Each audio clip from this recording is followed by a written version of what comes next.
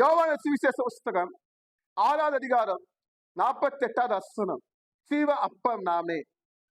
அதே போல யோவான சுவிசேஷம் 4வது அதிகாரம் 10வது வசனத்தோட கடைசி பகுதி, அவர் உனக்கு ஜீவ தண்ணீரை கொடுப்பா என்றார். இந்த இடத்துல ஜீவ அப்பம், ஜீவ தண்ணீர். நம்முடைய நாட்டுல தேசத்துல ஜனங்கள் அப்பத்தை நோக்கி போறாங்க, காதலை நோக்கி, விபச்சாரத்தை நோக்கி, வேசித்தனத்தை நோக்கி போறாங்க. தண்ணியை நோக்கி போறாங்க, மதுபானத்தை நோக்கி, போத வசத்தை நோக்கி, தவறான கிடைக்கிற பானத்தை நோக்கி போறாங்க. இது எல்லாம் எங்க கொண்டு போகுது?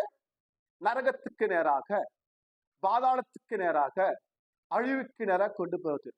ஆனா இயேசு கிறிஸ்துடைய ரத்தம் செய்ய பாருங்க, ஜீவம் அப்படின்ற வார்த்தை குறிப்பிடப்பட்டிருக்கிறது.